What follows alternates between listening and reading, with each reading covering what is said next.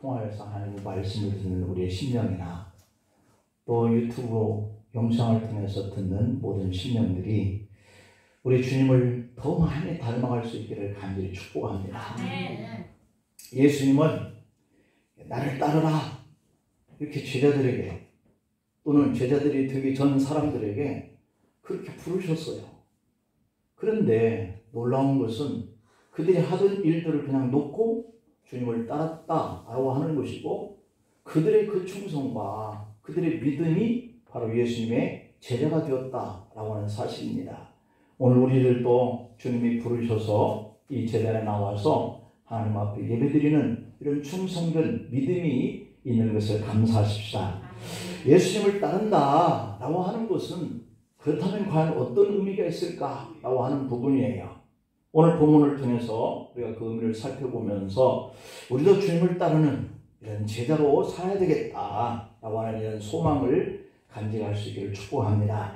첫 번째는 예수님을 따른다라고 하는 것은 바로 천국길을 따라가는 거예요. 우리 주님은 지금 십자가를 지시고 죽으셨다가 부활하셨어요. 우리가 부활절 두 번째 주간을 보내고 있는데요. 그렇게 부활하셨던 분이 40일 만에 승천하셔서 하나님 우편 보좌에 앉아 계시는 줄 믿습니다. 이게 하나님의 약속이거든요. 그렇다면 우리가 믿음을 가지고 주님을 따라가고 주님을 닮자라고 하는 것은 바로 주님이 가 계신 하나님의 나라까지 우리가 가게 될 줄로 믿습니다. 누군가의 삶을 한마디로 요약을 한다라고 하는 것은 매우 힘든 일이라고 볼 수 있겠어요.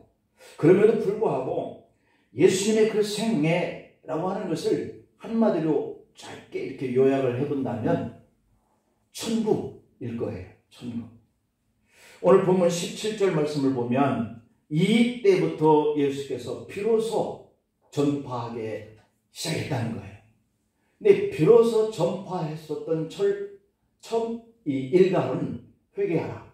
천국이 가까이 왔느니라. 천국에 대한 이러한 선포를 일하시기 시작한, 복음을 전파하기 시작한 첫 번째 메시지였다는 거예요. 천국이라고 하는 거예요. 그래서 예수님의 그 모든 생애는 이 천국이라고 하는 이 공간, 여기에 대한 실체의 비밀을 우리에게 알려주고, 우리도 그 나라에 대해서 소망을 갖기를 간절히 바람이 있었다라고 하는 것이에요. 그래서 이 말씀은 예수님이 공적으로 사역을 시작할 때의 첫 번째 장면의 메시지거든요. 예수님의 삶을 그래서 한마디로 요약을 하면 천국이라고 할 수 있는데, 이 이유는 예수님 스스로가 이 공생의 일을 사역을 시작하면서부터 표현을 했던 그러한 단어가 천국이라고 하는 단어이기 때문에 그래요. 예수님이 이렇게 공적인 사역을 시작하신 이후에 가장 먼저 하셨던 그 일들이 뭘까요? 오늘 본문 18절부터 22절까지의 내용에 보면 그런 내용이 있어요. 나를 따르라 라고 하시면서 제자들을 부르시는 장면이 시작되고 있어요. 그때에 베드로와 안드레를 이렇게 부르셨고, 그 다음에 세베대의 두 아들 요한과 야고보를 부르셨어요. 예수님의 그 공적인 사역의 핵심이라고 하는 것은 그 아들들, 세베대의 아들, 그리고 요한의 아들들, 이들이 이렇게 주님이 부르심을 이렇게 받고 따르게 되었는데, 이때의 예수님의 그 사역의 핵심의 메시지가 바로 이 천국이라고 하는 것이고요. 이 천국에 대한 사역을 함께 할 제자들을 바로 주님이 나를 따르라 이렇게 하고 부르셨다고 하는 겁니다. 결국 예수님을 따른다라고 하는 것은 천국길을 따라오라 라고 하는 것이라고 볼 수가 있는 거죠. 그렇다면 천국은 무엇입니까? 여러분들이 천국에 대해서 많은 상상들을 하고, 나도 천국에 가기 위해서 이렇게 믿음의 길을 가고 있는데요. 이 천국은 무엇이라고 생각합니까? 이 천국이 예수님의 삶의 핵심이었다고 한다면 다른 복음서에도 바로 이 천국이라고 하는 단어로 많이 기록되어야 할 텐데, 이 마가나 누가나 이 요한이라고 하는 사람들은 이 천국이라고 하는 이 단어를 한 번도 쓰지 않았어요. 천국이라고 하는 이 단어는 오직 마태복음 이 사복음서에는 마태복음에만 나오는 단어예요. 이게 마태복음에서 이 천국이라는 단어가 제가 단어 천국 쳤더니 쭉 떠오르는 이 단어를 세어봤더니 36번이나 이 천국이라고 하는 단어가 마태복음에 나오더라고요. 그러면 나머지 성경 전체에서 이 천국이라는 단어를 오직 한 군데서 더 찾아볼 수 있는데 디모데 후서에서 바울이 자신의 죽음을 말하면서 한 번 사용했던 단어가 천국이라고 하는 단어였더라고요. 왜 이런 현상이 나타났을까라고 하는 것을 우리가 한번 생각해 보면 이 천국은 영어로 Kingdom of Heaven이라고 하는 단어거든요. 그러면 하늘나라라고 하는 뜻이에요. 그럼 이 하늘나라라고 하는 이 단어를 이 마태복음에서는 천국이라고 하는 단어를 사용했다고 하는 점이 다른 거예요. 다른 복음서에서나 다른 서신서에서는 모두가 다 하나님의 나라라고 이렇게 적혀 있단 말이에요. Kingdom of God. 이런 표현이 사용되고 있는데 이 마태복음에서만 천국이라고 하는 단어를 써요. 그래서 이 천국과 이 하나님의 나라라고 하는 이 표현은 바로 유대적인 그러한 표현이에요. 그래서 마태복음에 이 독자했던 이 유대인들, 이게 마태복음은 유대인들을 향해서 쓴 서신이거든요. 그래서 이 유대인들을 향한 이 메시지이기 때문에 그들에게는 독특한 이 천국이라고 하는 이 단어가 필요했다는 얘기죠.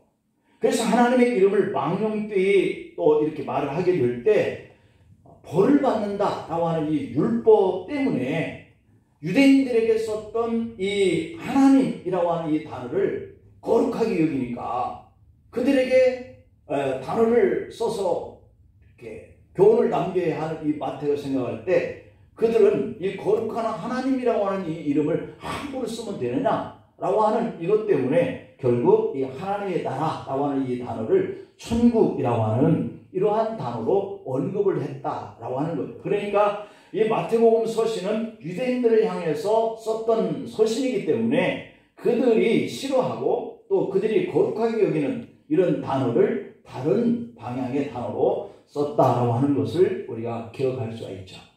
그래서 하나님이라고 하는 이 단어의 대용으로 하늘이라고 하는 이 단어를 사용하고 있어요. 그러니까 천국보다는 하나님의 나라라고 하는 말이 더 정확한 표현이죠. 천국이나 하나님의 나라라고 한다면 어떤 장소적인 개념이 더 강하잖아요. 천국, 하나님의 나라. 이것은 장소적인 개념이에요. 그래서 하나님의 나라, 이것은 하나님이 다스리는 나라라고 하는 이런 개념으로 우리가 이해하기가 쉽죠. 그래서 장소가 어디든지 하나님께서 다스리고 또한 하나님의 다스림이 이루어지고 있다라고 하는 이것은 곧 하나님의 나라인 거예요. 예수님이 누가복음 17장 20절로 21절 말씀 속에서 보면 이렇게 기록되어 있어요. 바리새인들이 하나님의 나라가 어느 때 임합니까? 라고 이렇게 물었단 말이죠. 그때 예수님이 대답하기를 하나님의 나라는 볼 수 있게 임하는 것이 아니요 라고 이렇게 표현하고 있어요. 그러니까 하나님은 이 세상을 만드시고 통치하시는 분이라고 우리가 이해를 하고 있잖아요. 그렇기 때문에 하나님의 나라, 천국, 이것이 장소적인 개념이라고 우리가 생각을 하지만 그러나 사실은 그렇지가 않고 하나님이 다스리고 다스림이 이루어지고 있는 곳이라고 한다면 그 어디나 하나님의 나라라는 것이죠. 그래서 예수님은 그들이 묻는 이 질문에 하나님의 나라는 여기 있다 저기 있다 못한다. 장소적인 개념 하늘이라고 생각만 한다면 주님이 그들이 묻는 하늘에 있다 이렇게 얘기했으면 좋았을 터인데 간단했을 터인데 여기 있다 저기 있다 못하니 이것이 가지고 있는 뉘앙스가 굉장히 범위가 넓다는 얘기 아니에요. 그러면서 하시는 얘기가 하나님의 나라는 너희 안에 있느니라 이렇게 얘기를 하고 있는 부분을 우리가 이해할 수 있는 것이죠. 그래서 우리 그리스도인들은 이 땅에서도 바로 하나님이 이 땅을 통치하시고 또한 다스리신다 이렇게 믿는 믿음을 가지고 살기 있고 또한 그런 경험을 하고 있기 때문에 지금 여기에도 하나님 나라가 지금 하나님에 의해서 통치되고 있는 거예요. 그리고 우리가 그분의 다스림을 받고 있는 거예요. 우리 배집사님 기도 속에도 그런 것들이 많이 묻어 있지만 바로 하나님이 다스리고 있다고 하는 것을 우리 사람이 깨우치지 못하고 사니까 우리가 어리석은 것이죠. 하나님이 내 마음을 다스린다 라고 하신다면 하나님의 나라를 경험하면서 사는 것이 되는 거거든요. 이 땅에서 그렇게 살다가 하나님을 경험하면서 살다가 하나님의 그 거룩성을 우리가 조금씩이나마 느끼면서 살다가 우리가 하나님의 나라 장소적인 개념 천국에 들어가게 되면 그때 완전히 성취되는 거예요. 예수님은 우리가 하나님의 다스림을 받을 수 있도록 그 길을 예비하기 위해서 이 땅에 오신 분이거든요. 예수님의 삶과 죽음 그리고 부활과 승천을 통해서 하나님께서 약속하신 그 길로 우리를 다스려 가시는 그런 길 속에 이러한 길이 있구나 라고 하는 것들을 우리가 경험하는 거예요. 그래서 지금 우리가 예수님을 따르는 것도 역시 예수님이 이미 이루어 놓으신 그 천국 길을 예수님처럼 저렇게 가는 거구나 라고 하는 것들을 우리가 다스림을 받으면서 그렇게 가는 삶을 사는 거예요. 여러분, 이번 한 주간에도 우리의 마음과 우리의 가정과 우리의 직장에서 하나님이 나와 관계하시고 하나님이 나를 통치하고 나는 하나님의 다스림을 받아 가는 이런 순종의 삶을 살고 있다라고 하는 이 사실을 우리가 깨달으면서 살기를 축복합니다. 그러면 우리의 삶이 달라지고 예수님을 닮아갈 수 있게 하는 것이죠. 그 다음에 두 번째, 예수님을 닮는다라고 하는 것은 우리가 나를 버리고 예수님을 따라가는 것, 이것이 예수님을 닮아가는 거예요. 오늘 본문에 등장한 베드로, 안드레, 그리고 야고보와 요한, 예수님을 만났잖아요. 예수님을 만난 이들의 삶은 공통점이 있어요. 어떤 결단이 이루어졌다는 거거든요. 그 첫 번째 공통점이 뭐냐면 이들 4명 모두가 다 자신들의 직업에 충실하고 있었더라라고 하는 점을 발견해요. 이게 공통점이에요. 베드로와 안드레가 금을 던지는 것을 보셨다 이렇게 얘기하고 있고요. 또 더 나가시다가 야고보와 요한이 배에서 금을 깁는 것을 보시고 부르셨다라고 하니까 이들이 고기를 잡기 위해서 그물을 던지는 것도 그들의 일상의 일이고 그물을 깁는 것도 그들의 일상적인 일인 거거든요. 고기를 잡기 위해서는 헤어진 그물을 기어야 그리고 그물을 던질 수 있는, 그러니까 고기를 던지기 위해서 그물을 던지는 것도 그들의 일이고 그물을 깁는 것도 그들의 일인 거죠. 마태복음 9장 9절에 보면은 세리 마태를 부르시는 이 장면도 이 공통점이 똑같아요. 거기도 보면 마태라고 하는 사람이 세도 안에 앉아있는 것을 보시고, 왜 앉아있어요? 세금 걷기 위해서. 세금을 내려오는 사람들에게 세금을 받기 위해서 일을 하고 있는 거예요. 그런데 주님이 이르시되 나를 따르라 하니 일어나서 따랐다라고 하는 거거든요. 그러니까 모두가 다 주님이 부르시기 전까지 그들은 자신의 일상에서 성실하게 일을 하고 있었던 사람들인 거예요. 예수님은 그런데 그렇다고 한다면 왜 이렇게 일을 하고 있는 그 현장 속에 다가가셔서 그 제자들 사람들을 부르셨을까라고 하는 거거든요. 주님의 일은 먼저 자기 일에도 성실한 사람을 부르셔서 쓰셨다라고 하는 이 귀한 교훈을 우리가 알 수가 있어요. 예수 믿는 사람들은 그냥 아무것도 할 일이 없어서 나오는 사람들이 아니라 자기 일상에서 최선을 다하여서 성실하게 일을 하는 사람들, 이런 사람들이 예수님의 그 가신 그 길을 따라갈 수 있는, 그래서 예수님을 닮아갈 수 있는 이런 사람들이 될 가능성을 보시고 주님은 그러한 자리에 가서 그들을 부르신 거죠. 그 다음에 두 번째 공통점은 그들이 예수님을 따르기 위해서 현재의 것을 버렸다고 하는 거예요. 여러분, 이렇게 일하고 있는 그물이나 또 고기를 잡기 위해서 그물을 던져서 그 고기를 잡아야 삶이 유지되는 저들의 삶의 자리를 버린다라고 하는 것은, 이것은 쉽지 않는 일이에요. 세관으로 일하는 사람이 그 세관 일들을 던져버리고 예수님을 따른다라고 하는 거, 이거 쉽지 않는 일이거든요. 오늘 본문에 20절 말씀에 보면 그들이 곧 그물을 버려두고 예수를 따르니라 라고 하셨고, 22절에 보면 그들이 곧 배와 아버지를 버려두고 예수를 따랐다 이렇게 되어 있습니다. 예수님이 왜 제자가 될 사람들을 찾으실 때 일하고 있는 현장에서 성실하게 일하는 그 사람들을 부르셨을까요? 또 주님이 그 제자가 될 사람들은 주님을 따르려면 왜 자기가 가진 것들을 다 버려야 한다라고 하는 것으로부터 시작되었을까요? 베드로와 안드레가 그랬고 그물을 버렸죠. 그리고 야고보와 요한이 배와 아버지를 버렸죠. 아마 베드로는 아버지가 안 계셨거나 결혼을 해서 독립하는 경우가 아닐까 싶어요.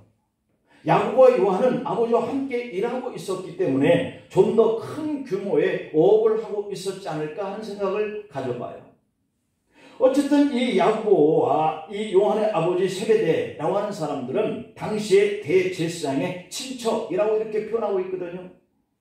예수님이 예루살렘에 입성했을 때 그 어머니가 맞아 드리면서 예수님께 내 두 아들을 한편에 또 한편에 오른쪽과 왼편에 앉게 해달라 이렇게 청탁을 하는 장면까지 나오잖아요. 이 말은 예수님이 그 예루살렘에 그들의 거처가 있었다라고 하는 것을 드러내는 이런 장면이죠. 이런 정황을 볼 때 이미 성전에 물고기를 공급하는 어떤 납품 책임을 맡았을 정도이지 않을까 이렇게 짐작도 해볼 수 있는 것이죠. 객관적으로 이 야고보와 요한이 버린 것이 베드로와 안드레가 버린 것보다 더 커 보이지만 개인에게 있어서는 그들 모두가 다 자신의 것을 버렸다라고 하는 것이 공통점이죠. 예수님을 따르기 위해서 기존에 있었던 것을 버려야 한다라고 하는 뜻이 되는 것이죠. 우리 성경에서 버리지 못해서 주님의 제자가 못된 사람도 등장하고 있어요. 부자 청년이잖아요. 마태복음 19장 21절 22절에 보면 예수께서 부자 청년에게 네가 온전하여 지고자 할진대 가지고 있는 소유를 팔아서 가난한 사람들에게 줘라. 그리하면 하늘에서 너에게 보화가 클 것이다. 그리고 와서 나를 따르라. 이렇게 하신단 말이에요. 그런데 그 청년이 그 말을 듣고 자신이 가지고 있는 것을 생각해 보는 거예요. 재물이 많아. 주님의 말씀이 들려지는 것과 충돌이 일어나. 할 수가 없는 거죠. 버릴 수가 없어요. 그래서 근심하면서 가고 주님의 제자가 되지 못하는 이런 장면이 등장을 합니다. 그렇다면 오늘 우리가 이 천국 가는 그러한 성도로서 예수님을 따라가기 위해서는 이 세베대의 아들들이나 그리고 이 요한의 아들들이나 모두가 다 버린 것처럼 오늘 저와 여러분들도 다 버려야만 주님의 가신 그 길을 따라갈 수 있을까? 라고 하는 생각을 가져볼 수 있겠죠. 그렇다면 어떤 사람은 어떤 경우는 어떻게까지 해야 무엇까지 버려야 하나 이런 생각까지 하시는 분들이 있을 거예요. 하지만 예수님은 마가복음 10장 29절 30절에서 이렇게 말씀해요. 내가 진실로 너에게 이른다. 나와 복음을 위하여 집이나 형제나 자매나 어머니나 아버지나 자식이나 전토를 벌인 자는 현재에 있어서도 집과 형제와 자매와 어머니와 자식과 전토를 100배나 받는다. 그런데 박해도 겸하여서 받아야 한다. 내세의 영생을 받지 못할 자가 없다. 여러 가지의 축복의 말씀을 하시지만 한 가지는 겸해서 받는 고난, 박해 이런 것이 따른다는 거예요. 그러니까 나는 가지고 있었던 것들을 주님을 따르기 위해서 버렸는데 주님은 그 버린 것에 대해서 100배나 더 주신다는 거예요. 그리고 영생을 받지 못할 자가 없다. 누구를 따르면? 주님을 따르면. 여러분들에게는 영생의 복을 받은 그러한 놀라운 자리에 있는 줄 믿습니다. 그래요. 자신의 전토를 버리고 금세의 집과 형제와 자매와 자신들이 가지고 있는 것들을 버리고 나면 100배를 주신다라고 하는 거예요. 그러니까 버릴 때의 아픔과 다시 얻었을 때의 그 기쁨은 100대 1이라는 거죠. 주님을 위해서 포기하거나 주님을 위해서 버리는 것이 결코 소멸되지 않게 하겠다. 이게 주님의 약속이에요. 그런데 예수님의 제자들이 모두 다 그렇게 하는 것은 아닙니다. 마태복음 27장 57절 말씀에 보면 저물었을 때에 아리마대 부자 요셉이라고 하는 사람이 왔어요. 그도 예수의 제자다 이렇게 얘기하고 있거든요.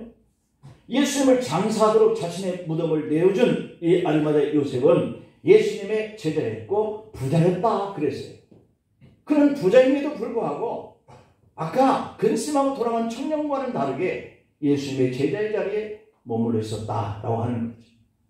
누가복음의 6장 12절 13절 보면은 예수께서 기도하러 산으로 가셨을 때인데 밤새도록 하나님께 기도했다는 거예요. 날이 밝을 때까지. 그런데 그 제자들을 부르사 그 중에 12를 택하여 사도라 이렇게 이름을 정했다라고 이렇게 말씀합니다. 예수님이 그의 제자다라고 한다면 우리는 12명 이렇게 생각하는데 사실 밝혀지지 아니한 더 많은 제자들이 있었다는 사실을 우리가 깨달을 수 있어요. 그런데 밤에 새도록 기도하신 이후에 그 많은 사람들 중에 12명만 제자로 택했다는 거죠. 예수님은 12명의 제자를 선택했을 때 과연 어떤 기준을 두고 선택을 했을까요? 궁금하죠? 분명한 것은 예수님이 안 계신 동안에도 예수님이 하시던 하나님의 나라의 일을 계속하도록 하기 위해서 3년 동안 함께 거할 제자들을 중심으로 해서 12를 택했다라고 하는 겁니다. 함께 거기에는 12명 정도가 적당했다라고 생각을 하셨고 12명의 그 직업을 포기할 수 있는 그리고 주님과 함께 그 길을 따라갈 수 있는 사람, 이것이 12명의 기준이 되었던 것이죠. 그런데 지금 우리는 신체적으로 따라갈, 함께할 예수님이 계시지 않습니다. 그렇기 때문에 주님을 믿기로 작정한 이후에도 우리의 직업을 포기할 필요까지는 없는 것이죠. 그럼에도 불구하고 우리가 주님을 선생님이라고, 스승이라고, 주라 하고 따라갈 수 있는 이 제자가 되고 또 이렇게 예수님의 제자로 예수님을 따르기 위해서는 포기할 것들이 많다는 사실. 다만 내가 가진 자신들의 그 환경들, 주님의 가르침을 따르는데 방해가 되는 것들, 여러분 한번 생각해봐. 있어요? 없어요? 걸림돌을 해요. 교회 나가는 일에 걸림돌이 되는 것 있을 거예요. 내가 예수님을 아까 그 가사대로 충성하고 죽을 때까지 그렇게 그 길을 갈 수 있다라고 한다는 거, 여기에 방해되는 것들이 있다는 거죠. 그것이 잘못된 습관이면 주님을 따르는데 방해가 되는 것들이라고 하니 그것을 버려야 돼. 내가 가지고 있는 이 습관이 주님이 부르시고 믿음의 길을 가는 데에 방해가 되는 것들이라면 당연히 그것도 버려야 해요. 예수님의 가신 그 하나님 나라를 가기 위해서는. 왜? 방해가 되니까. 걸림돌이 되니까. 자꾸 넘어지는 것들이 되니까. 때로는 내가 아끼고 즐기던 것이 주님을 따라가는 이 장애물이 된다고 한다면 그것이 물질이 되었던 그것이 나의 기회, 어떤 기호식품 이런 것들이 되든지 버려야 한다는 거지. 사실 시간과 물질, 사랑하는 어떤 것들을 주님을 따르기 위해서는 희생해야 할 때가 있다고 하는 거죠. 여러분, 우리가 얻어진 이 한 달의 수익을 가지고 열의 하나를 가리면서 주님 앞에 드린다라고 할 때에 내 마음속에서 일어나는 것들과 내 환경을 이끌어가야 하는 그런 모든 부분 속에서 분명히 걸림돌이 되는 것들을 생각나게 하죠. 그걸 물리칠 수가 없는 것이에요. 힘들어요. 그것이 없으면 더 고생스러운 길이라는 거 이건 알지만 그럼에도 불구하고 믿음을 가지는 사람들이 그것을 택하고 또 근심하고 돌아서는 부자의 청년 같은 근심으로 주님 앞에서 멀어져가는 이 두 가지의 길로 가게 될 것이란 말이죠. 이처럼 예수님을 따라서 천국에 간다라고 하는 것은 이 땅에서 나를 하나님의 자녀로 살아가는 이 일을 기뻐하게 하는 것, 여기에서 우리가 넘어지게 할 때가 있고 포기하게 할 때가 있다라고 하는 사실입니다. 이것을 할 수 없으면 나는 역시 부자 청년처럼 주님의 제자가 될 수 없어요. 청년처럼 말이죠. 천국길을 가는 우리의 삶 속에 근심이 되니까 돌아서야 할 환경에 부딪히게 되는 것이죠. 여러분, 예수님을 따르는 이 길은, 제자가 되는 이 길은 이런 것들을 버릴 수 있는 우리의 결단, 이것이 있어야 되는 거예요. 예수님을 따르는데 방해가 되는 것은 내 욕심이든지 아니면 물질이든지 아니면 시간이든지 나의 성품으로서 도저히 그것을 변화시킬 수 없는 그것이든지 육신적인 열심이든지 우리가 버리는 것이 주님을 따르고 주님을 닮아가는 두 번째 공통점이라는 것이죠. 믿음의 길에 견고하게 설 수만 있다면 우리가 과감하게 결단하면서 주님 하나님 나라에 가셨던 그 길을 우리도 결단하고 따라서 가는데 그것이 바로 우리가 박해도 겸해서 받아야 하는, 그러나 그렇게 하면 100배의 복을 받겠다라고 하는 이런 부분들을 우리가 생각하면서 도전이 되기를 간절히 축복합니다. 그 다음에 세 번째는 예수님의 하신 일을 따라가는 것이 주님을 닮아가는 거예요. 오늘 23절 말씀을 보면 예수님이 공적인 사역을 시작하시면서 제자들을 불렀거든요. 그리고 갈릴리에 가서 사역을 시작해 놓는 장면을 간단하게 정리해 놨어요.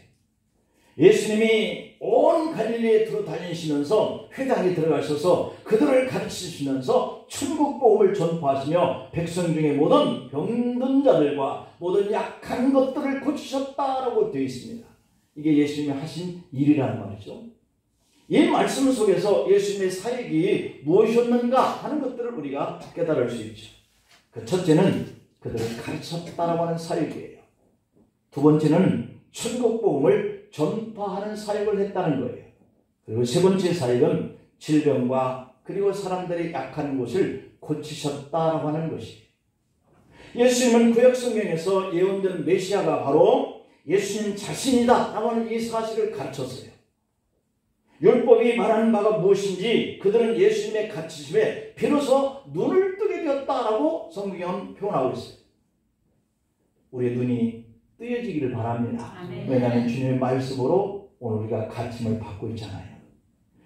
율법이 뭐라고 말씀하셨는지 그것이 예수님을 통해서 비로소 성취되었다라고 하는 그분이 바로 예수다, 그분이 바로 나다라고 하는 것을 가르치니까 백성들이 눈이 열리기 시작하는 거예요. 성경 말씀을 깨닫는 눈을 떠야 하고 예수님과 함께 시작된 우리의 나라, 하나님의 나라, 내가 가는 사람이구나 하는 이것이 띄어져야 돼. 열려야 돼. 나는 하나님의 나라를 가는 사람이지 라고 하는 것 말이죠. 마치 바울의 눈에서 빛을 같았던 것이 눈꺼풀에서 벗겨졌듯이 그랬더니 주님이 하나님 나라를 위해서 사역을 했던 것처럼 자기도 모든 것들을 버리고 내가 오직 십자가에 도만을 전하기를 원한다 그러고 그는 그 길을 갔단 말이에요. 눈이 벗겨지니까 안목이 달라져요. 하나님 나라를 볼 수 없었던 눈이 하나님 나라를 바라보게 되니까 그의 생각이 바뀌고 행동이 바뀌고 일이 바뀌어요. 왜곡되었던 것들, 내가 알지 못했던 것들이 벗겨져야 이 시대가 이 세상의 권력에 의해서 돌아가고 있는 것이 아니라 하나님 손에 의해서 다스림을 받고 있구나, 하나님 손에 의해서 통치되고 있구나, 이것들이 보여지기 시작하는 거죠. 그래서 예수님은 그들에게 천국의 복음을 전파했어요. 여러분, 이 말씀 속에 보면 캐리그마 혹은 디다케라고 하는 이 두 가지가 단어로 바뀌어져서 나올 때가 있어요. 말씀할 때 어떤 경우에는 디다케 혹은 캐리그마 이렇게 원어에 같은 말씀인데 캐리그마 혹은 디다케 이렇게 적혀있는 그런 말씀을 발견할 수가 있거든요. 이 디다케라고 하는 이 말은 말씀을 가르칠 때 가르치시다 이렇게 할 때 쓰는 이 단어는 디다케예요. 근데 선포하실 때에 말씀을 선포하느라 라고 할 때 이때는 캐리그마, 복음은 그냥 선포되는 거예요. 누구와 협상이 아니에요. 이게 서로 이렇게 절충을 해서 그렇게 하면 좋지 않겠어? 그러니까 나도 그렇게 할게. 이게 아니에요. 그냥 선포는요, 캐리그마입니다. 그리고 말씀을 가르쳐서 깨닫게 하고 이해시키게 할 때에 쓰여졌던 이 말씀은 디다케라고 하는 단어를 쓰고 있어요. 그러니까 캐리그마라고 하는 이 말씀이라고 하는 쓰여진 이 단어가 있을 때는 사람들과의 동의가 필요 없어요.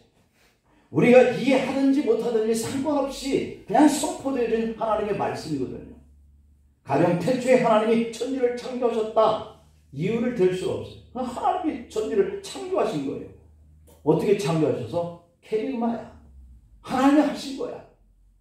하나님은 사랑이시니라. 이것은 그냥 선포예요. 뭐 하나님의 사랑이야? 이게 아니에요. 그냥 하나님은 사랑이시오. 죄의 삭은 사망이야. 이것은 그냥 복음이에요. 선포예요.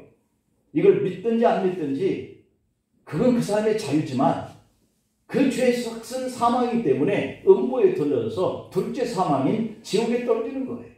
이건 그냥 캐리그마예요. 따질 여유가 없는 거죠. 내가 아파트 옥상에서 뛰어내리면서 나는 만유의 인력의 법칙을 이해할 수 없다라고 해서 그 사람이 안 떨어지진 않아요.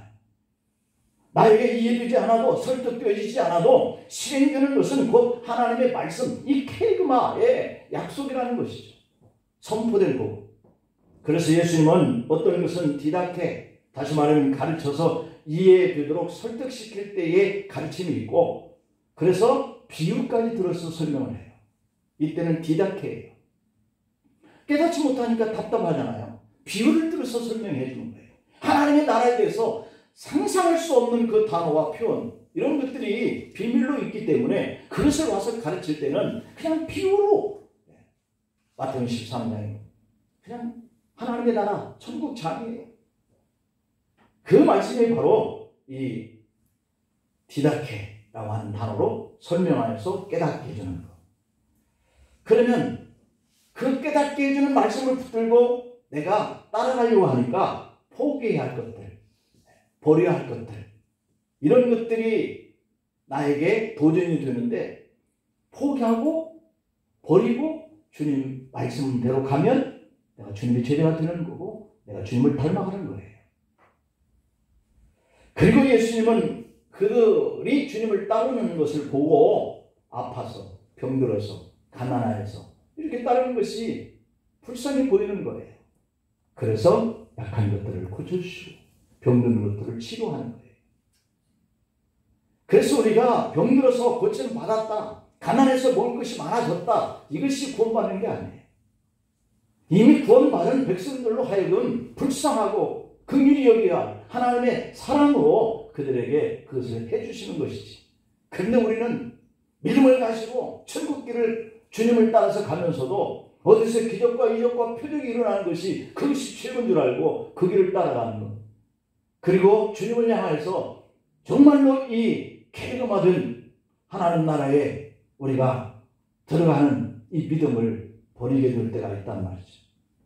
우리가 약하니까, 육신의 질병만 아니라 우리의 마음의 상처 때문에 우리가 힘들어하니까 주님은 사랑을 베풀어서 그 일을 해주시는 거예요. 사람들에게는 이렇게 겉사람이 있고 속사람이 있잖아요. 사람들은 겉사람이 어떻게 하는가를 보는 것에 익숙해 있습니다. 눈에 보기에 육신의 질병에 관심이 많아요. 그러나 예수님은 마음의 병, 정신적인 질병까지 고치시는 분인 줄 믿습니다. 육신의 질병 때문에 마음의 병이 생긴 사람도 있고 또 거꾸로 마음의 병 때문에 육신의 질병이 생기는 그런 사람들도 있어요. 그런데 예수님은 이 두 가지를 다 치유하시는 사역을 해요. 마태복음 9장 35절 36절에 보면은 예수께서 모든 도시와 마을들을 두루두루 다니신다가 그들의 회당에서 이 디다케 가르치시며 천국 복음을 전파하셨어요. 모든 병과 모든 약한 것을 고치시니라 이렇게 되어 있거든요. 그리고 그들의 모습을 보니까 목자가 없는 것처럼 사는 거예요. 주님을 알지 못하고 그들이 어디로 가는 인생인지 알지 못하고 사는 것을 보니까 불쌍한 생각이 드는 거예요. 목자 없는 양과 같이 고생하며 기진하며라. 그래서 불쌍히 여기신 거예요. 예수님이 이렇게 하셨던 그 이유는 목자 없이 양처럼 고생하면서 기증하면서 사는 이 세상 사람들을 불쌍히 여기셨기 때문에 그들을 부르셔서 그들의 문제를 해결해 주시고 주님이 가신 그 길을 따라오도록 그 일을 행하셨다라고 하는 것이죠. 우리가 예수님을 따르는 것은 목자의 심정을 가지고 예수님이 행하신 그 일을 따라 행하기 위해서 여기에 있는 줄로 믿습니다. 그래서 주님을 따르려면 긍휼의 마음이 필요해요. 긍휼의 마음, 불쌍히 여기는 마음, 사람들이 아파하는 모습을 보고 함께 아파하는 마음, 그리고 누군가가 힘들어하는 삶의 환경이 있다면 마음을 주면서 위로해 줄 수 있는 행동이 필요한 거죠. 그러나 이보다 먼저 지적이고 싶은 마음이 생긴다면 주님처럼 우리에게 긍휼의 마음을 채워달라고 기도할 필요가 있죠. 여러분, 우리가 예수님을 따르는데 무슨 의미가 있을까요? 그것은 곧 천국 길을 따라가는 길이고 천국을 가는 그 길을 가는 데에 방해가 되는 것이 있다면 그것을 과감하게 버리는 마음, 그리고 따라가야 한다는 것이고, 그렇게 주님을 따라가다가 우리 마음속에 선포되는 이 말씀들을 우리가 실천하면서 긍휼히 여기고 그 일을 행하는 것이 바로 주님을 닮아가는 성도의 삶인 줄 믿습니다. 기도하시겠습니다. 하나님 아버지, 사도 바울은 내가 나된 것은 하나님의 은혜를 드린 것이니 내게 주신 그 은혜가 헛되지 아니하며 내가 모든 사도보다 더 많이 수고하였으나 내가 한 것이 아니오니 나와 함께 하신 하나님의 은혜를 했다고 고백했던 것처럼 예수님이 가신 그 길을 따라가는 저희들 또한 우리에게 거름뜨리는 것들을 버릴 수 있는 결단과 또한 바울이 그것이 곧 주님의 은혜를 주는 것이라고 여겨지면 우리 또한 긍휼과 사랑을 가지고 그렇게 사랑하면서 주님의 모습을 닮아가는 삶의 한 주간도 우리의 삶 속에 이루어지게 하여 주옵소서. 예수님의 이름으로 기도합니다. 아멘.